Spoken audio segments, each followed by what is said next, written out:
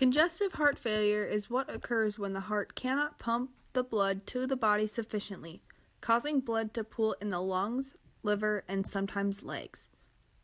This extra fluid is known as fluid congestion.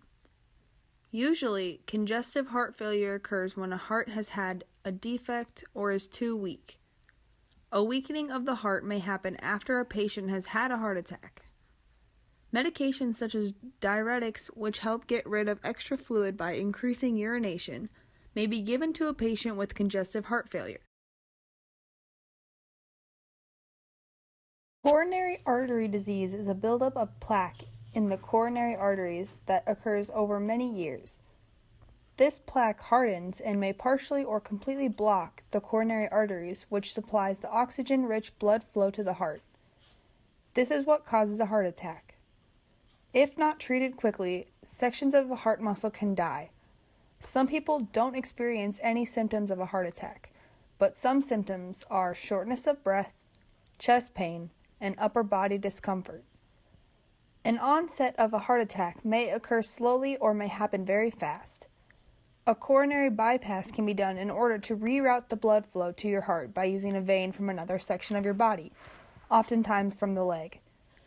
Coronary angioplasty is another procedure often done where a balloon is inserted into the artery in order to widen the blocked or clogged artery, and a stent may be put in that allows this artery to keep from being partially blocked again.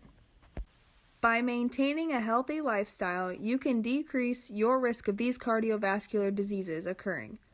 Your heart is an important organ in your body, and it needs to be taken care of.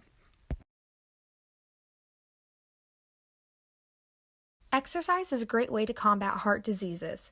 Specifically, studies have found that regular exercise decreases the potential for clot formation, and the people tend to exhibit more effective fibrinolytic profiles. Fibrinolytic activity is the ability of some enzymes to dissolve fibrin in clots and facilitate wound healing. Studies have shown that running has very similar benefits on the heart as walking does. The American Heart Association says running significantly reduces the risk for first-time hypertension 4.2%, and walking reduced risk is 7.2%. Also, running reduced coronary heart disease 4.5% compared to 9.3% for walking. Watching television all day is not something that will help your heart health. In more sedentary people, the fibrinolytic capacity was reduced while coagulation potential increased. This means that there is an increase for clots and thus a possible increase in heart attacks or strokes. Instead of sitting around and watching television, go outside and take a walk. If you don't like running, any aerobic exercise will decrease your chances of heart diseases and improve your heart health. Studies have found that overall reductions in blood pressure occur with physical activity.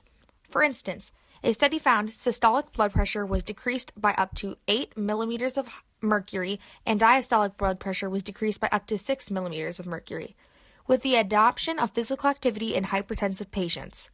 Younger and older subjects who have a more sedentary lifestyle risked an increase in blood pressure over time, whereas those who are physically active seem to evade the adverse effect. Weight training has some benefits, but however, this only extends to moderate weightlifting and not heavy lifting. Heavy lifting puts some stress on the heart. Moderate weightlifting allows for people to be able to do more basic tasks easier, like carrying groceries. Cardiologists stress that weightlifting should not replace aerobic exercises. Vegetables and fruits are full of essential vitamins and minerals your body needs to operate, especially your heart.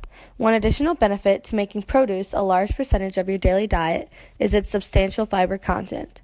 According to the Harvard School of Public Health, a diet rich in fruits and vegetables reduces your risk for heart disease.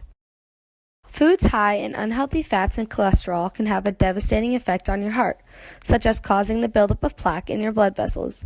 Over time, this buildup can cause a block in the blood vessels, forcing the heart to work harder to pump blood through the block, as well as causing the vessel itself to lose its flexibility. This can cause a variety of health problems, including heart disease, heart attack, and strokes. In general, red meats such as beef, pork, and lamb have more cholesterol and saturated bad fat than chicken, fish, and vegetable proteins such as beans. Cholesterol and saturated fat can raise your blood cholesterol and worsen heart disease. The foods you choose to consume on a daily basis can affect the health of your heart. Choosing the right foods can make a difference in living a long and healthy life or being faced with the prospect of a heart attack or a heart disease. In choosing what foods to eat, choose those with less sodium, as sodium has the possibility to increase blood pressure. Also, choose foods low in fat as well as proteins, low in fat like chicken or fish.